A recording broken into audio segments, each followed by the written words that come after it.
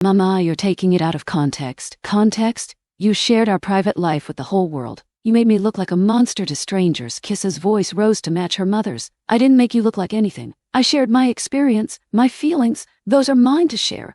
What about my feelings? Do you know what it's like to work every day, to sacrifice everything for your child, only to discover that she thinks you're the enemy?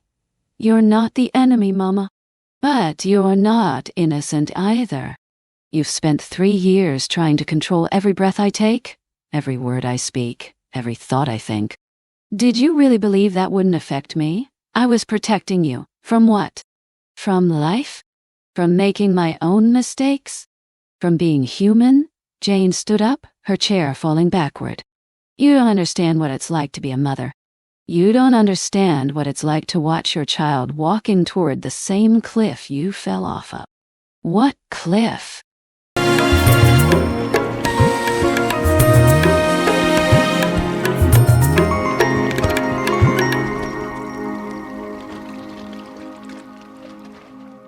The church bells of St. Mary's Cathedral in Kampala rang out through the morning fog as Jane Akello adjusted her gomesi, the traditional yellow and blue fabric rustling against her legs. At 34, she moved with the practiced grace of a woman who had learned to handle life's challenges on her own. Her fingers shook a little as she fixed the collar of her 13-year-old daughter's dress. "Kissa, stand up straight," she whispered, her voice heavy with the expectations of many generations. "People are watching." Kissa Akello shifted in her seat, her dark eyes scanning the congregation. The Sunday service felt longer than usual, and she could sense her mother's watchful gaze like a physical weight. Every time she moved, took a deep breath, or let her mind wander, she felt the familiar pinch of her mother's fingers on her arm. "Mama, my stomach hurts," Kissa whispered. "Shh. We're in God's house. Show some respect." Pastor Mugisha's voice boomed from the pulpit, speaking in Uganda about the virtues of obedience and the importance of raising children to fear the Lord. Jane nodded along, each word strengthening the fortress of rules she had built around her daughter's life. After the service, the church courtyard buzzed with chatter.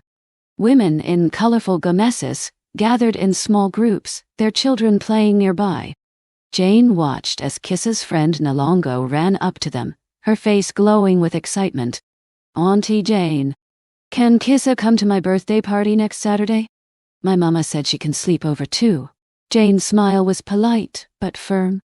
"Thank you for inviting Kissa, but she has studies to focus on. These years are important." Kissa's face fell, but she said nothing. This was the routine they had perfected over the months since her 13th birthday. Kissa would hope, Jane would deny, and the silence between them would grow a little deeper. "But, Mama," Kissa began. "No buts. Focus on your studies. And act like a good girl. What are you searching for out there that you can't find at home?" As they made their way home through the dusty streets of Nakawa, passing by the boda drivers calling out for passengers and the women selling Rolex from their roadside stalls, Jane's thoughts wandered back to her own 13th year. She had been so different back then, wild, curious, and unafraid. It was that bravery that had led her to Ibrahim, Kissa's father, when she was just 19. She pushed the memory aside. That was exactly why she needed to be strict. She wouldn't allow history to repeat itself. 6 months later, Kissa sat at her desk in their simple home in Nakawa, staring at the math problems that seemed to blend together on the page.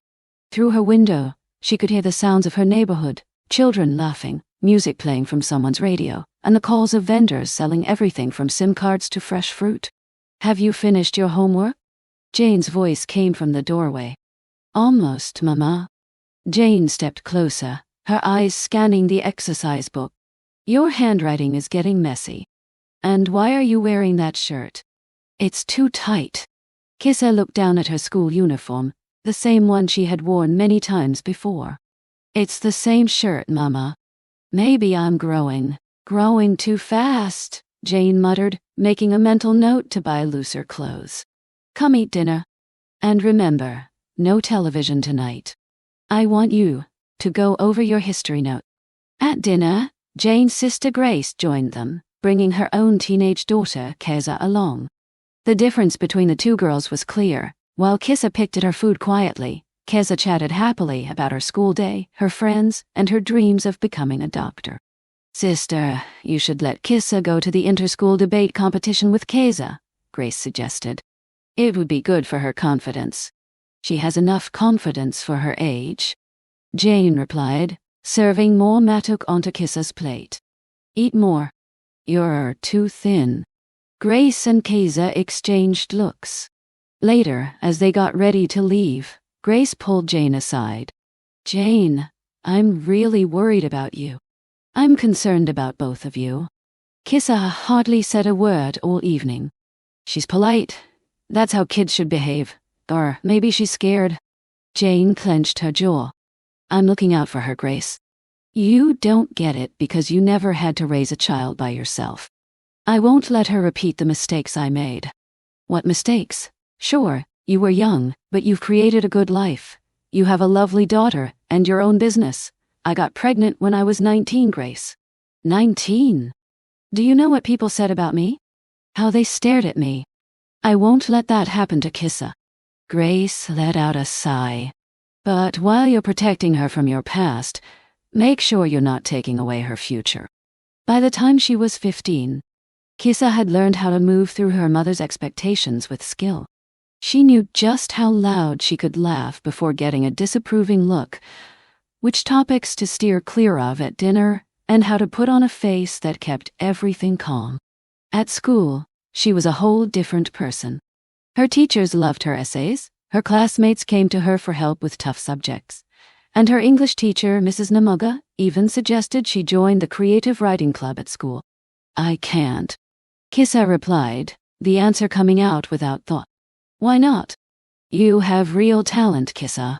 Your story about the girl who turned into a bird was amazing. My mom, she wants me to concentrate on my studies." Mrs. Namoga looked at her for a long moment. "Sometimes the most important thing we study is learning about ourselves." That afternoon, Kissa found herself at the local internet cafe, using her lunch money for an hour of browsing. She found a world outside her mother's strict rules. Blogs by young Ugandan women, sharing their experiences, poetry, art, and dreams that went far beyond what their parents approved of. She made an account on a site called Voices of the Pearl, using the name Caged Bird Kampala. Her first post was simple. "Sometimes I think about who I might be if I wasn't so scared of letting down someone who cares about me." Can you really love someone so deeply that you forget to give them space? The response came quickly and strongly. Messages flooded in from young women in Uganda, Kenya, and Tanzania, all telling similar tales of love that felt like choking, and protection that felt like being trapped. When she returned home that night, Jane was there waiting. "Where have you been?" "School finished at 4:30. It's now 6. I stayed for extra lessons, Mama." "What lessons?" "Which teacher?" Kissa paused, and in that moment, Jane sensed all her fears, the chance of secrets, of a life lived outside her watchful gaze. "I don't like lies, Kissa. Go to your room." The argument happened on a Tuesday evening in October. Kissa had been quieter than usual, hardly speaking at dinner, her eyes showing a distance that Jane couldn't close with her usual controlling ways. "What's wrong with you lately?" Jane finally asked, unable to stand the quiet any longer. "Nothing is wrong, Mama. Don't lie to me. You think I don't see? You move around this house like you're carrying a huge burden. You're 15. What problems could you possibly have?" Kissa looked up from her food, and for a second, Jane noticed something change in her daughter's eyes, a hint of defiance, of feelings that had been held back for too long. "You want to know what's wrong?" Kissa's voice was soft, but there was strength in it. "I don't know who I am, Mama. I only know who you want me to be." "What kind of nonsense is that?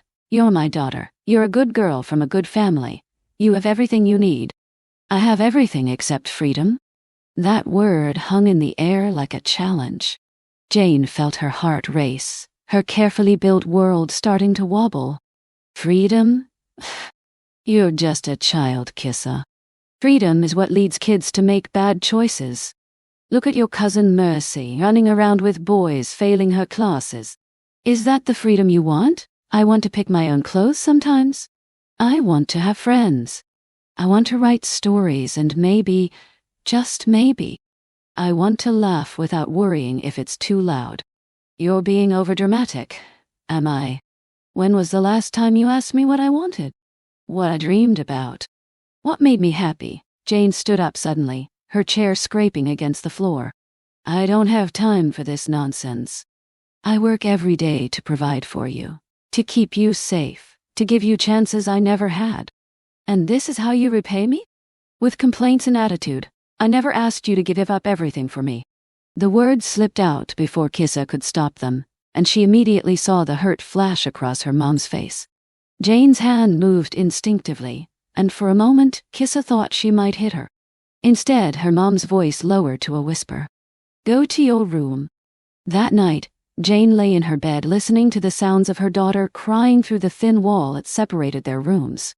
She wanted to go to her, to comfort her, but pride and fear held her back. Instead, she stared at the ceiling and remembered her own 15th year when her mom had been the one setting rules, when she had been the one pushing against them. The difference was, she had pushed hard enough to break free. Now she wondered if she had made Kissa's cage too strong. Kissa's online presence grew like a secret garden, blooming in the spaces between her mom's watchful moments. The internet cafe became her safe place, and Caged Bird, Kampala became her true voice.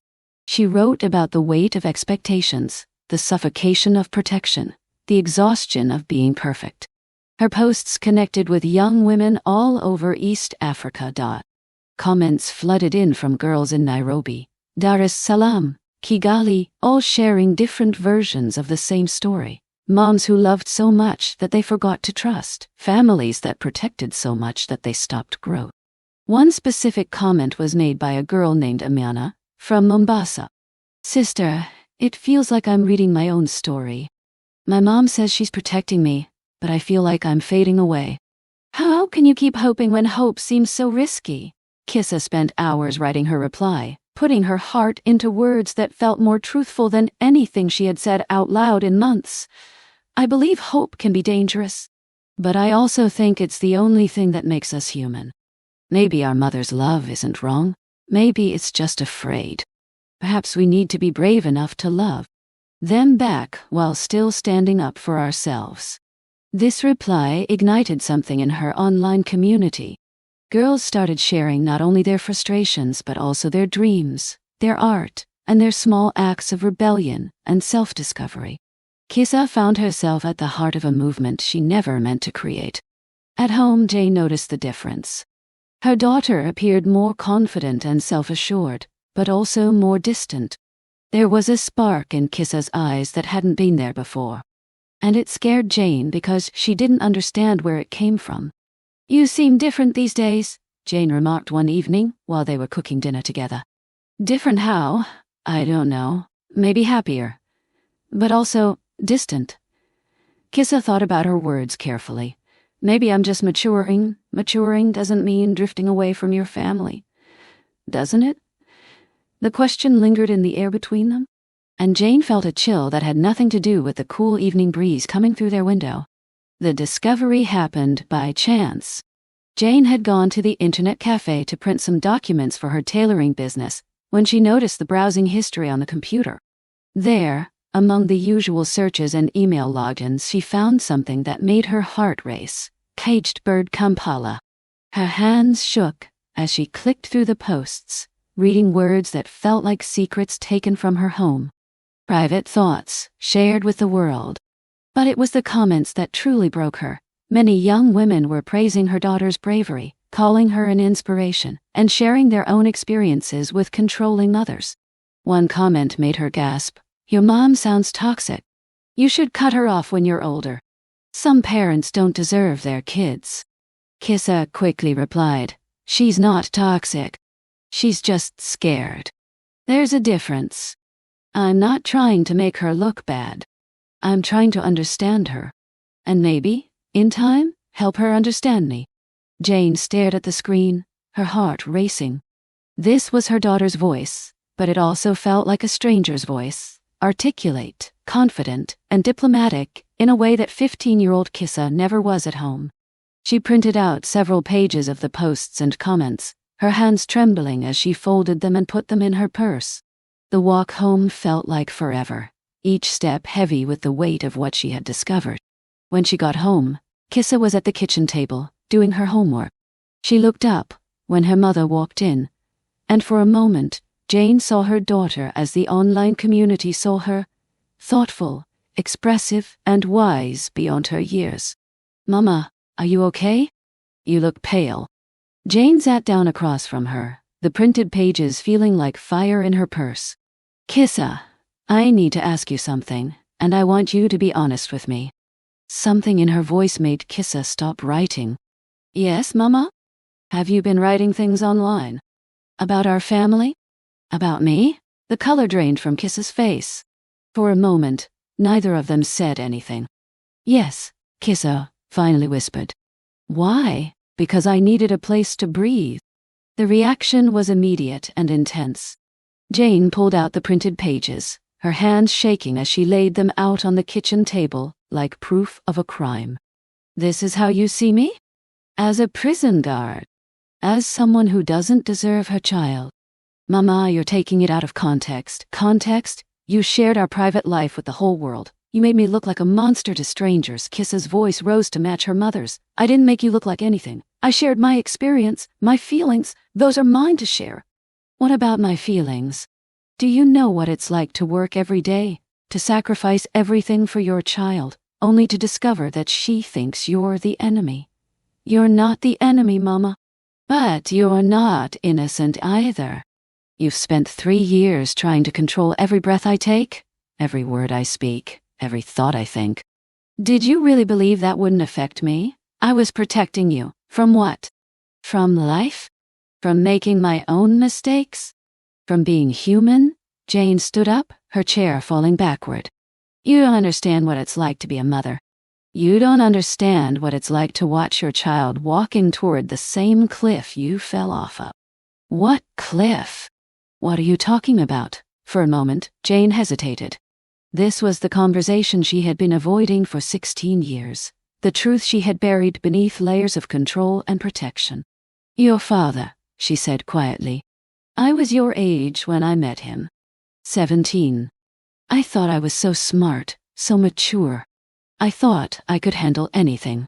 And then I got pregnant, and he disappeared, and I had to build a life from nothing." Kissa's anger softened into something else. Understanding, perhaps. Or pity. "Mama, I'm not you. And even if I were, you can't protect me from life by preventing me from living it. I can try, but at what cost? Look at us, Mama. Really look. When was the last time we laughed together? When was the last time I told you about my dreams, my fears, my hopes? You've been so busy protecting me from your past that you've forgotten to be present for my future." The truth of her daughter's words hit Jane like a physical blow. She sank back into her chair, suddenly exhausted. "I don't know how to be different," she whispered. "I don't know how to be the same," Kissa replied. The days that followed were marked by a silence so profound it seemed to echo through their small house. Jane and Kissa moved around each other like ghosts, performing the basic functions of mother and daughter without any of the warmth or connection that had once existed between them. Jane went to work, cooked meals, checked homework, enforced bedtimes. Kissa studied, responded to direct questions with monosyllables, and retreated to her room at the earliest opportunity. The routine was familiar, but now it felt hollow, like a play performed for an audience that had already left the theater. At her tailoring shop, Jane found herself distracted, her usually precise stitches becoming uneven. Her assistant, Sarah, noticed the change. "Madam, is everything all right at home? Fine?" Jane replied automatically, then caught herself. "Actually, no. Everything is not fine." Sarah, who had known Jane for 5 years, sat down beside her. "What's troubling you, my daughter? We had a fight, a bad one. Now she barely speaks to me. Children fight with their parents. It's normal." This felt different, like something broke that can't be fixed. Sarah was quiet for a moment. What was the fight about? Jane hesitated, then found herself telling the whole story.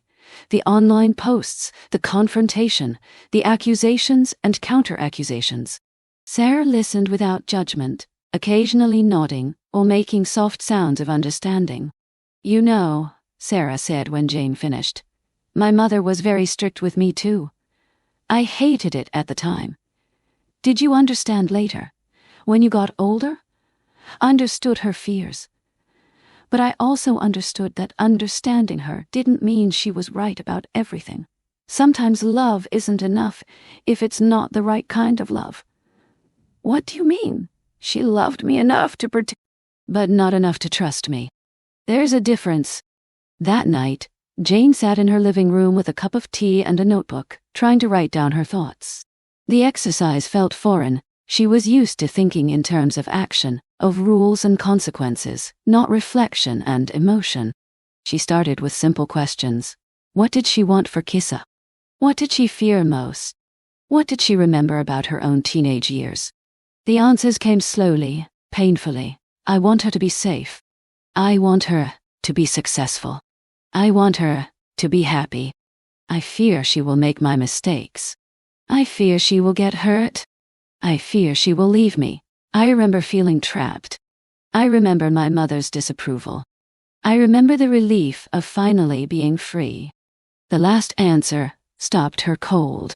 She remembered the relief of being free from her mother's control. And yet, she had recreated the same dynamic with her own daughter. She thought about the online posts she had read, particularly one that had stuck with her. "I believe that hope can be risky. Yet, I also feel it's the one thing that makes us human. Perhaps our mother's love isn't wrong. Maybe it's just fearful. Maybe we need to be courageous enough to love them back, while still standing up for ourselves." Her daughter had penned those words.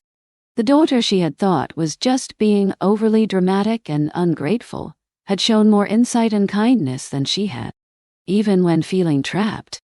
Kissa had tried to see things from her mother's viewpoint. Jane shut the notebook and walked over to Kissa's room. She lingered outside the door for a long time, listening to the gentle sounds of her daughter's breathing. She lifted her hand to knock, but then let it drop again. What could she say? How could she fix 3 years of hurt with just one talk? But while she stood there, she heard something that made her heart freeze, soft crying. Her daughter was in tears, and her first urge was to rush in and comfort her. Instead, she made herself truly listen. Amid the sobs, she caught whispered words. "I don't know how to love you without losing myself." The next morning, Jane woke up early and made Kissa's favorite breakfast, katogo with beans and posho. She set everything up nicely on the table, then sat down to wait. When Kissa came out of her room, she halted at the sight of the fancy breakfast. "What's this for? Can't a mom make her daughter's favorite meal?" Kissa sat down carefully, as if she was expecting a trick. They ate in silence for a few minutes, before Jane broke the quiet. "I want to say, I'm sorry." Kissa's fork paused mid-air. "For what? For reading your posts without asking? For invading your space? For making you feel like you couldn't be honest with me? Mama, let me finish. I also want to apologize for something bigger. For being so scared about your future that I forgot to be there for you in the present. For loving you so much that I forgot to appreciate and like you." Kissa's eyes brimmed with tears. "You don't like me. I like who you are when you're not around me. I read your posts, all of them. I was really impressed by your wisdom, your kindness, and how you can see things from different angles. You're an amazing young woman, and I've been so caught up in trying to control you that I forgot to appreciate you. I don't get it. What I mean is, I want to change. I want to learn how to be your mom without acting like a jailer. I want to trust you, even if it scares me." Kissa was silent for a long time. "What does that look like in real life? I'm not sure yet, but maybe we can figure it out together." It was a small step, but it felt huge. For the first time in months, Kissa smiled at her mom. "I'm like that. The effort to make things better lasted exactly 3 weeks." The delicate peace between them broke on a Thursday evening, when Kissa came home 2 hours late from school. "Where were you?" Jane's voice was filled with panic and anger. "I was at the library with some friends, working on a group project." "Which friends? What project? Why didn't you tell me? It came up last minute." "You didn't think to call me? To let me know where you were? I was so scared. Mama, I'm sorry. I should have called. But I'm 16 now. I should be able to what? To vanish without a word? To make me worry sick?" The old habits came back quickly. Jane's fear turned into anger, and anger turned into control. "You're grounded. 1 week. No leaving the house, except for school." "What? But Mama, you said you wanted to trust me. Trust is something you earn, Kissa. And you just broke it." "I was 2 hours late. I was at the library. I wasn't doing anything wrong. The fact that you don't see why I'm upset shows that you're not mature enough for the freedom you want." Kissa looked at her mom in shock. "You're doing it again. You're making me suffer for your fears. Go to your room, Mama, please. Let's talk about this." I said, "Go to your room." That night, Jane sat in her kitchen, her hands trembling as she realized what she had done. 3 weeks of progress, gone in just 3 minutes. She panicked, fell back into her old habits, and chose to control instead of trust. She reached for her phone to call Grace, but then set it back down. She already knew what her sister would say, and she wasn't ready to hear it. Instead, she found herself at her computer, logging into the internet cafe's system. She went to Voices of the Pearl and located her daughter's account. The most recent post was from earlier that evening. "I thought we were making progress. I thought she was finally ready to see me as a person instead of a problem to be solved. But the moment something unexpected happened, she became the warden again. How do you keep hope alive when hope keeps being disappointed?" The comments came in quickly and were supportive. "You can't change her, sister. You can only change yourself. Maybe some mothers are too broken to be fixed. You're almost 17. Soon you'll be able to make your own choices." Jane felt each comment pierce her heart like a dagger. She was losing her daughter, and she didn't know how to stop it. The breakthrough came from an unexpected person. Mrs. Namaga, Kissa's English teacher, called Jane and asked if they could meet.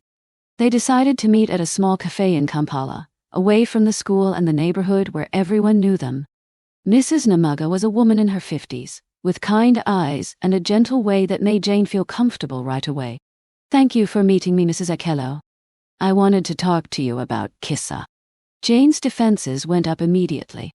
Has she done something wrong? Quite the opposite. She's done something amazing. She's submitted a piece of writing to a national youth literary competition. It's about the complexity of mother-daughter relationships, and it's extraordinary. Mrs. Namaga took out a folder and handed it to Jane. "She asked me not to show this to you, but I think you need to see it." Jane opened the folder and started to read.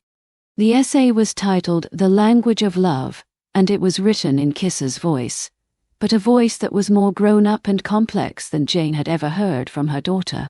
"My mom loves me in a way that feels like fear. Every no is like a prayer for my safety. Every rule is like a wall built to keep the world from hurting me. But I love her in a way that feels like hope. Every time I rebel is like a prayer for trust. Every question is like a bridge built to bring us closer." The essay continued to talk about how protection and control pass down through generations, how trauma moves from mother to daughter, and how healing can happen through understanding and talking to each other. By the time Jane finished reading, she was in tears. She wrote this about us. She wrote it about love, about how hard it is to love someone when there are different generations, different fears, and different hopes. It's been chosen as a finalist in the competition. A finalist? She's one of the 10 best young writers in the country, Mrs. Akello.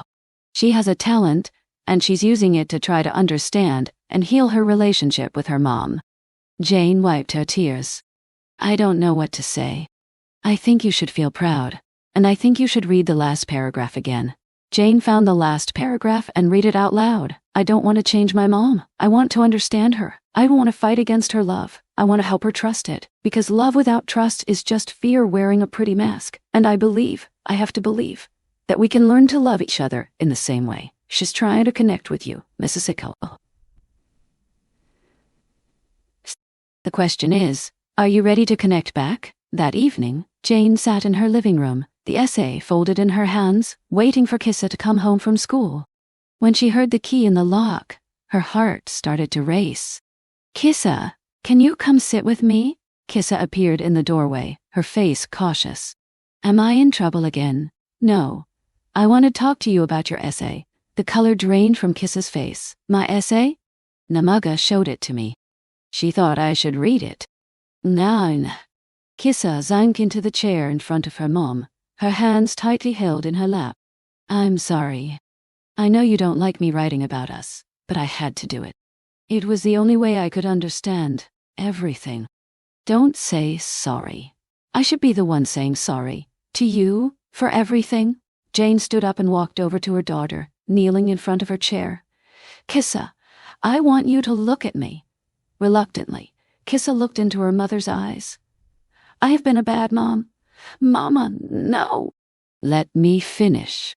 I have been so scared of losing you that I've pushed you away. I've been so scared of your mistakes that I've stopped you from learning. I've been so scared of your independence that I've tried to keep you dependent. And by doing all of that, I've lost the most important thing, your trust. Tears were flowing down both their faces now. I read your essay, and I realized something. You're not trying to hurt me with your writing. You're trying to save us. You're trying to build a bridge between my fear and your hope, and I've been too proud and too scared to walk across it. Mama, you want to try again, but this time, I want to try your way. I want to learn how to love you in the language of hope, instead of fear. I want to learn how to trust you. I want to learn how to be proud of who you are, instead of afraid of who you might become. Kissa wrapped her arms around her mother, and they held each other while 16 years of misunderstanding, 3 years of hurt began to fade away. I love you, Mama. I've always loved you. Even when I was mad, even when I felt trapped, I loved you. I love you too, sweetie. And I'm proud of you. So proud. You're going to change the world with your words. I just want to change us first. We're going to try. Together. The changes didn't happen overnight. 3 years of habits couldn't be fixed in just one conversation. But slowly, carefully, Jane and Kissa started to rebuild their relationship on trust instead of fear. Jane began with small steps. She asked Kissa how her day went and listened carefully without cutting her off.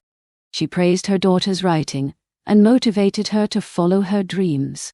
She relaxed some of the rules, like letting her stay out later, allowing her to go to social events, and giving her the freedom to pick her own clothes. Each little change felt scary, but she faced the fear, remembering Kissa's words about loving with hope. Kissa, on her side, started to open up more to her mom. She showed Jane her online writing, explaining the community she had created and the young women she was helping with her words. She shared her dreams of becoming a journalist, using her voice to tell important stories. I want to write about women like you, Mama, she said one night while they were working together in the kitchen. Women who started with nothing and built something great. Women who made mistakes and learned from them. Women who loved so much they forgot how to trust, but found their way back. That sounds like a story worth sharing, Jane responded. The literary competition took place at Makerere University, and Jane was determined to be there. As she watched her daughter present her essay to a crowd of professors, writers, and other students, she felt a pride deeper than anything she had ever felt before. Kissa didn't take first place, but she got second, and the judges' feedback was amazing. This young woman has a talent for finding hope in tough situations and truth in hard relationships. She is the future of Ugandan literature. After the ceremony, while they strolled across the university campus, Jane held her daughter's hand. I have something to share with you, she said. What is it? I'm proud of you.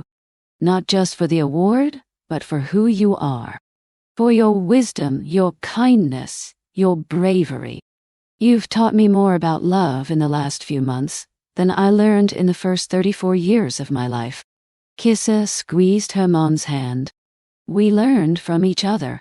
2 years later, 18-year-old Kissa was sitting in her mom's tailoring shop, working on her laptop, while Jane helped a customer try on a wedding dress. The shop felt like a second home to Kissa, a place where she could write and still be part of her mom's world. Kajesht Bird, Kampala had grown into something much bigger, a platform for young women's voices all over East Africa, a place for stories of healing and hope. Kissa got accepted into university to study journalism, and she planned to keep doing her advocacy work while getting her degree. "Mama, I have something to show you," Kissa said as she closed her laptop. "What is it?" I wrote something new. "It's about us. About our journey." Jane dried her hands and sat next to her daughter. "Read it to me." Kissa opened her laptop and started to read. "My mother and I speak the same language now. It's not the language of fear she used to speak, or the language of rebellion I used to speak. It's the language of love, real love." Thank you for watching. Kindly share your thoughts in the comments section. Don't forget to subscribe, like, and share. Also, click the notification button to get notified each time I post a new video. See you on my next video.